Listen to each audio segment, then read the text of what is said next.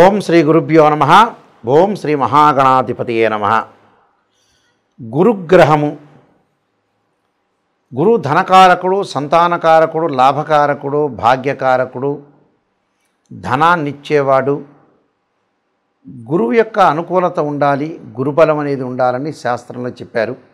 గురుబలం వల్ల లైఫ్లో జీవితంలో అన్నీ కూడా మనం సాధించవచ్చనే మనకి జ్యోతిష్ శాస్త్రం చెప్తుంది. ముఖ్యంగా గురువు అతిచారంలోకి వెళ్ళటం. అతిచారం అంటే ఏమిటంటే ఉన్న రోజుల్లో ఒక రాశిలో ఎన్ని రోజులు ఉండాలో అన్ని రోజులు ఉండకుండా ముందు రాశిలోకి ప్రవేశం చేయటమనే దాన్ని అతిచారము అంటాం. అతిచారం ఎప్పుడవుతుంది? అక్టోబర్ 18వ తారీఖున పునరస్సు నక్షత్రము 4వ పాదంలో రాత్రి 7:47 గురువు కర్కాటక రాశిలోకి ప్రవేశిస్తాడు. ప్రవేశించి 45 రోజుల పాటు కర్కాటక రాశిలో సంచారం చేసి డిసెంబర్ 5వ తారీఖు పునరస్సు నక్షత్రం 3వ పాదంలోకి సాయంత్రం పూట 5:25 మిథున రాశిలోకి తిరిగి మిథున రాశిలోకి వెళ్ళిపోతాడు. దీన్ని అతిచారము అంటారు. అతిచారం అంటే ఏంటంటే ఉన్న రోజుల్లో ఏదైతే రాశి నుంచి ఉంటాడో ఆ రాశిలో ఉండకుండా ఉన్న రోజులు ముందు రాశిలోకి తొందరగా ప్రవేశం చేయటంతో దాన్ని అతిచారం అంటారు. ఇది 45 రోజుల పాటు కర్కాటక రాశిలో గురువు యొక్క సంచారం అని జరుగుతుంది. వీళ్ళందరికీ కూడా ద్వాదశ రాశులు అన్న వాళ్ళందరికీ కూడా ఏ విధంగా ఉంటుందో, బృహస్పతి అంటే దేవగురువు అయిన బృహస్పతి యొక్క ఫలితం ఏ విధంగా ఉందో ఒకసారి తెలుసుకుందాం. మిథున రాశి వాళ్ళకి 18వ తారీఖు నుంచి గురువు ద్వితీయ స్థానంలో అతిచారంలో ఉండటం వల్ల ఏ విధమైన ఫలితాలను చూడబోతున్నారు అనంటే, మనస్సౌఖ్యం యశోవృద్ధి అన్నాడు, సౌభాగ్యంచ ధనాగమ అన్నారు.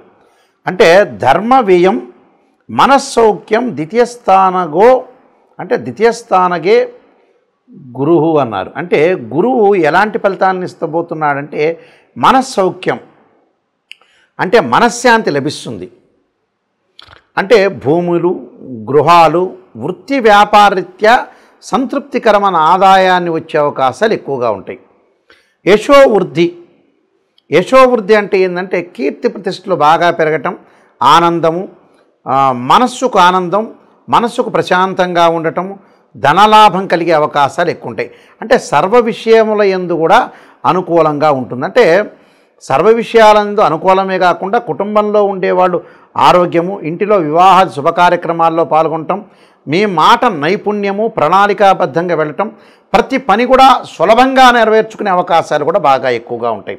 వృత్తి ఉద్యోగాల యందు గౌరవాలు, సన్మానాలు, హృదయంతో అంటే హృదయం ఆనందంతో జీవించటం, అలానే హృదయం ప్రకారంగా హృదయం ఏదైతే ఆనందంగా ఉండటం ఒకటి, మంచి జీవనాన్ని సాగించడం, ఆనందంగా ఉండటం, వీళ్ళ మాట ఫలించే అవకాశాలు ఉంటాయి. ప్రతి పని కూడా సులభంగా నెరవేర్చుకునే అవకాశాలు ఎక్కువగా ఉంటాయి. కాబట్టి ఇక్కడ ధర్మ వ్యయం అంటే సుఫలితాలు కలిగే అవకాశాలు, ధర్మ కార్యక్రమాలకు డబ్బులు ఖర్చు పెట్టడం, మనస్సౌఖ్యం అంటారు, మనస్సు ఆనందంగా ఉండటం, ద్వితీయ స్థానగే గురువు అంటారు. అంటే ద్వితీయ స్థానంలో గురువు ఉండటం వల్ల మనస్సౌఖ్యం లభిస్తుందట, యశోవృద్ధి, సౌభాగ్యంచ ధనాగమనం, ధనం కూడా వస్తుందట, ఆకస్మికంగా ధనలాభం. ధర్మ వ్యయం అంటే ధర్మంగా మనం ఖర్చు పెట్టడం, అంటే ₹1 ఇవ్వటం ఒక మంచి ఫలితానికి అసలు వాస్తవంగా ఏంటంటే ధర్మ వ్యయం అంటే ఏంటంటే శాంసంగ్ ఫోన్లో, టీవీలో కొనటం కాదు. మనకి పిల్లలకి స్కూల్ ఫీజులు కట్టడాలు, పిల్లల యొక్క పెళ్ళిళ్ళు చేయటాలు, మ్యారేజ్ విషయాలు, కుటుంబ పరంగా ఇబ్బందులు లేకుండా అన్నదమ్ముల మధ్యలో సఖ్యత, అందరికీ సహాయం చేయటం, అది ధర్మ వ్యయం అంటారు. ఈ చాలామంది కూడా ధర్మ వ్యయాన్ని మర్చిపోయి హాస్పిటల్లో కూడా డాక్టర్ దగ్గర చూపించుకోకుండా ఆయన స్కానింగ్ రాస్తున్నాడు ఏమన్నా ₹50,000 సెల్ ఫోన్ కొంటాం, టీవీ కొంటాం, లగ్జరీగా తింటాం, వెజిటేబుల్ బిర్యానీ తింటాం, ఎక్కడ పడితే అక్కడ లగ్జరీగా వెళ్ళటం, కేవలం భక్తితోటే కాకుండా క్షేత్ర దర్శనంలో ఏదో లగ్జరీగా ఉండాలని ఆలోచన చేస్తుంటారు. అది ధర్మవ్యయం కాదు, అధర్మవ్యయం అంటారు. కాబట్టి నేను కొన్ని విషయాలు చెబుతూ ఉంటాను, నెగిటివ్ అయినా పాజిటివ్ అయినా చాలా జాగ్రత్తగా ఆలోచన చేసి మీ మంచి కోసమే చెబుతుంటాను. కాబట్టి నేను కొన్ని పరిహారాలు చెప్పబోతున్నా. ఆ పరిహారాలు మీరు పాటించి ముందుకెళ్ళండి, మీకు మంచి జరిగే అవకాశం ఖచ్చితంగా ఉంటుంది. గురువు మనము చెప్పుకున్నట్టుగా సంతానాన్ని ఇచ్చేవాడు. ఆ గురువు యొక్క అనుకూలత ఉంటే ఉద్యోగం కానీ, విద్య యందు కానీ, సంపదన కానీ, సంపద సృష్టించటం కానీ, సంపద ఏర్పరచటం కానీ, ఆర్థిక పరంగా తనతో పాటు మనతో పాటు నలుగురు జీవించటం, నలుగురికి భోజనం పెట్టడము, ఇలాంటివన్నీ కూడా గురుగ్రహం యొక్క అనుకూలత ఉంటేనే మనం ముందుకు వెళ్ళగలుగుతాం.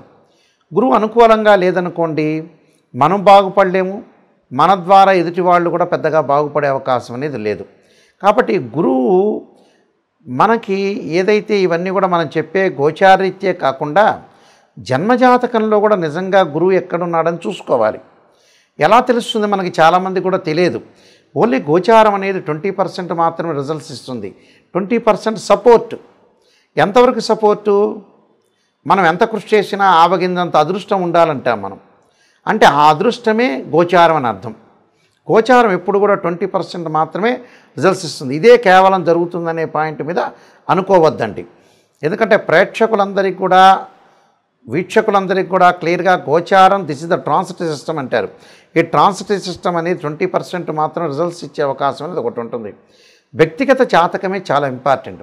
వ్యక్తిగత జాతకంలో ఎవరికైతే గురువు 6, 8, 12 స్థానాల్లో ఉన్న వ్యక్తిగత జాతకంలో వాళ్ళ బర్త్ చార్ట్లో, అలానే గురువు రాహుతో కలిసినా, కేతువుతో కలిసినా, అలానే గురుశనుల యొక్క కలయిక కానీ కలిస్తే కొన్ని ఇబ్బందులు కలిగే సూచనలు అనేవి బాగా ఎక్కువ ఉంటాయి.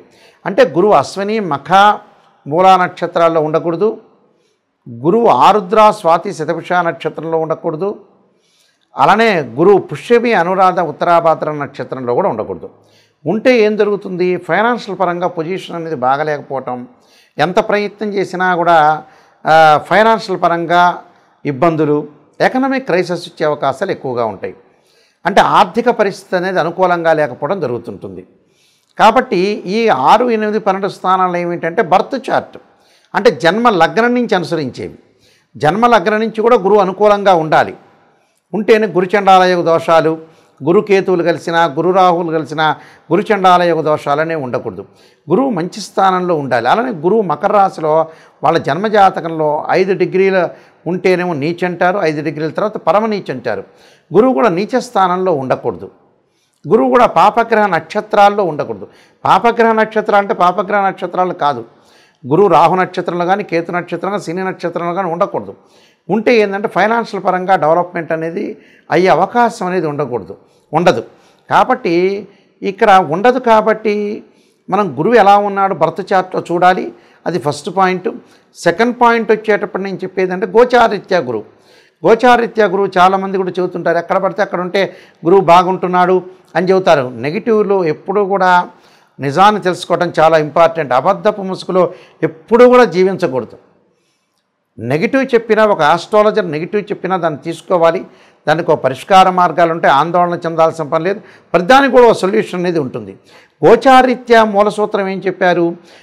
ఏదైతే రాశి నుంచి ఏదైతే రాశి వాళ్ళు ఉంటారో ఆ రాశి నుంచి 2, 5, 7, 9, 11 స్థానాల్లో ఉంటే గోచారీత్యా గురువు మంచి చేస్తాడు, 20% సపోర్ట్ ఉంటాడు అని శాస్త్రం చెప్పబడింది. మిగతా స్థానాల్లో ఉంటే చెడ్డ చేస్తాడు. అలానే గోచారమే కాకుండా బర్త్ చార్ట్ను కూడా మనం పరిశీలన చేయాలి. గురుమారదశ ఆ లగ్నానికి మంచిదా కాదా? కొన్ని లగ్నాలకు గురుమారదశ అనేది అనుకూలంగా ఉండదు. కొన్ని లగ్నాలకు గురుమారదశ అనుకూలంగా ఉంటుంది. అలానే అంతర్దశలో ఎలా ఉంటుంది, సూక్ష్మదశలో ఎలా ఉంటుంది, ప్రాణదశలో ఎలా ఉంటుంది? బర్త్ చార్ట్లో జన్మలగ్నాన్ని చూస్తే, అంటే జన్మలగ్నాన్ని బట్టి బర్త్ చార్ట్ నుంచి పరిశీలన చేయడానికి కొన్ని ప్రిన్సిపల్స్ ఉంటాయి. గోచారీత్యా ట్రాన్సిటివ్ సిస్టమ్ ప్రకారంగా గురువును పరిశీలన చేయడానికి కూడా కొన్ని ప్రిన్సిపల్స్ ఉంటాయి. ఆ రెండింటినీ కూడా మనం క్లబ్ చేసుకొని చూసుకోవాలి. అలాగే అందువల్లే పురాతన రోజుల్లో గురుబలం ఉందా అంటారు వివాహానికి వెళ్ళినప్పుడు. గురుబలం లేకపోతే మనం ఏది సాధించలేము. ఒక అమ్మాయి వివాహం చేయటానికి కానీ, ఒక ఇల్లు కొనటానికి కూడా డబ్బు అనేది అవసరం. ధనం మూలం మిదం జగత్ అంటారు. డబ్బు లేకపోతే ఏ పని చేయలేం. అంటే డబ్బు ఉంటేనే అమ్మాయి యొక్క పెళ్ళి, అబ్బాయి యొక్క పెళ్ళి చేయగలుగుతాం. అబ్బాయి యొక్క చదువులు కానీ, అమ్మాయి యొక్క చదువులు కానీ అలానే ఫైనాన్షియల్ పరంగా డెవలప్మెంట్ చెందాలంటే జూపిటర్ ప్లానెట్ రిప్రజెంటివ్ చేస్తుంది. అలా సంతానం లేని వాళ్ళకి మనం ఎంత డబ్బులు సంపాదించినా సంతానం లేకపోతే ఏముంటుంది? ఆ డబ్బంతా కూడా వృధా అయినట్టే కదా. కాబట్టి సంతానం కూడా చాలా ఇంపార్టెంట్.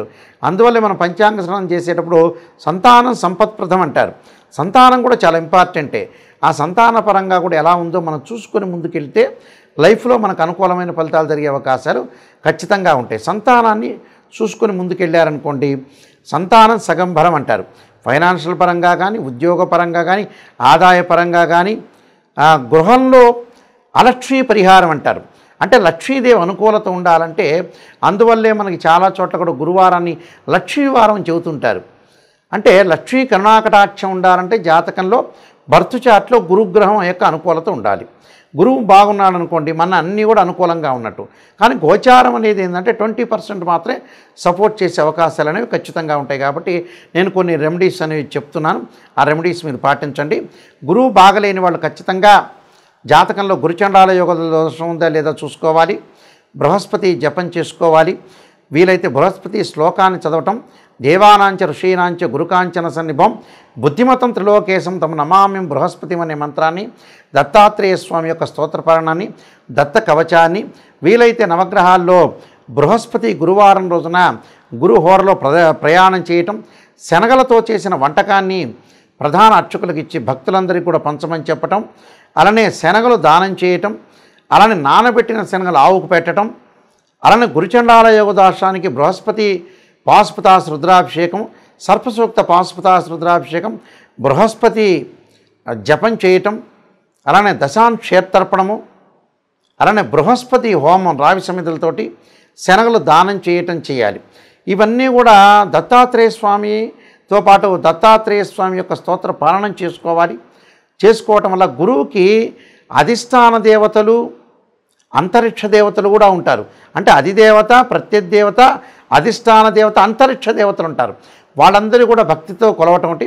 గురువుకు అంతరిక్ష దేవత తారాదేవిని కూడా భక్తి శ్రద్ధలతోటి అమ్మవారి యొక్క ఆరాధన కూడా చేయటం అనేది చాలా ఇంపార్టెంట్. అంటే ఇంద్రుణ్ణి ఆరాధన చేయాలి, బృహస్పతిని ఆరాధన చేయాలి. ఇలాగా ప్రతిదీ కూడా ఆరాధన చేయటం అనేది చాలా ఇంపార్టెంట్. కాబట్టి పరమేశ్వరుని కూడా ఆరాధన చేయటం వల్ల చాలా మంచి జరిగే అవకాశాలు ఎక్కువ ఉంటాయి. గురువుల్ని పూజించడం వల్ల కూడా మనకు మంచి సుఫలితాలు జరిగే అవకాశం ఖచ్చితంగా ఉంటుంది. మీ అందరికీ కూడా గురువు యొక్క అనుకూలత ఉండాలి, అనుగ్రహం అనేది కలగాలని ఆశిస్తూ, మీ అందరికీ కూడా మంచి జరగాలని ఆశిస్తూ సర్వే జనా సుఖినో భవంతు.